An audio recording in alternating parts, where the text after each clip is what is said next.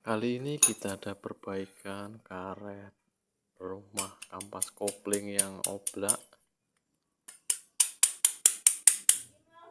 dan lanjut nanti kita lakukan perbaikan. Setelah saya cek, memang ternyata untuk bagian pennya itu terbalik. Seharusnya bagian pen itu berada di sebaliknya itu, dan bagian yang gepeng itu untuk sebenarnya berada di dalam. Makanya ini bisa berbunyi seperti itu. Lanjut kita lakukan pembongkaran bagian pen dengan kita gerinda.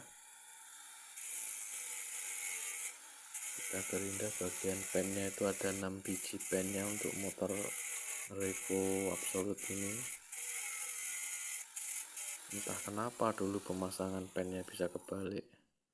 Dan lanjut kita lakukan pelepasan pen.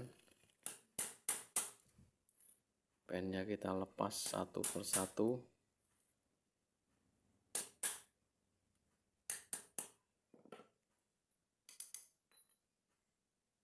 Dan ini untuk bagian pen sudah terlepas semua. Dan untuk bagian karet koplingnya juga sedikit aus, itu nanti kita ganti semuanya saja.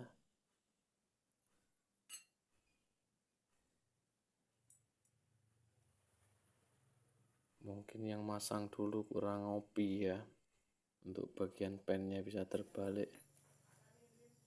Langsung kita rakit kembali bagian karet. Ada 6 buah karet itu kita pasang satu persatu. Kita lumuri oli dulu untuk bagian karetnya.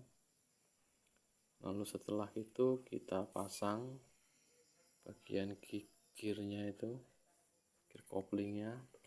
Kita tekan sampai benar-benar masuk.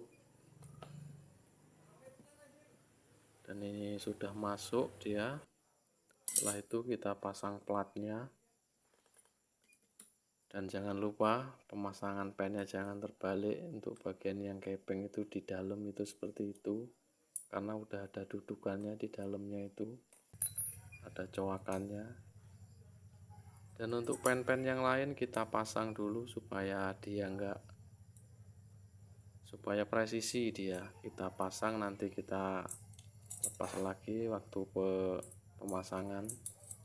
Kita pasang-pasang dulu supaya saat dipukul dia bisa presisi. Nah seperti itu, kita pukul dulu satu persatu. Untuk bagian yang gepeng itu di dalam ya, jangan lupa, jangan terbalik lagi. Kita pukul,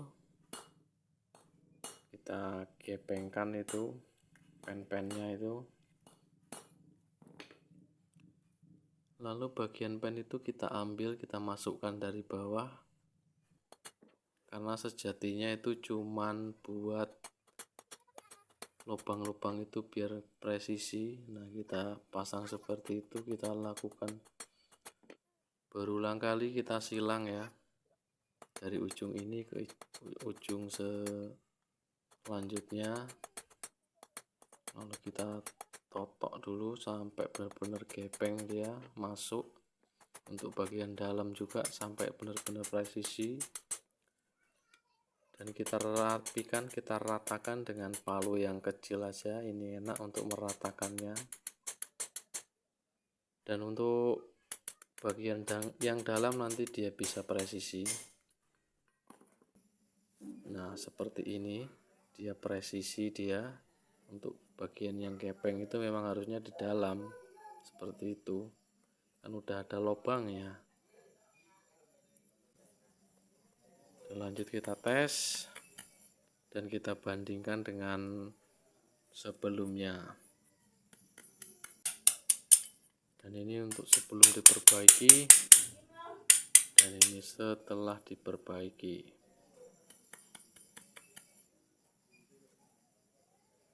Tidak ada lagi kerenggangan, tidak ada lagi bunyi.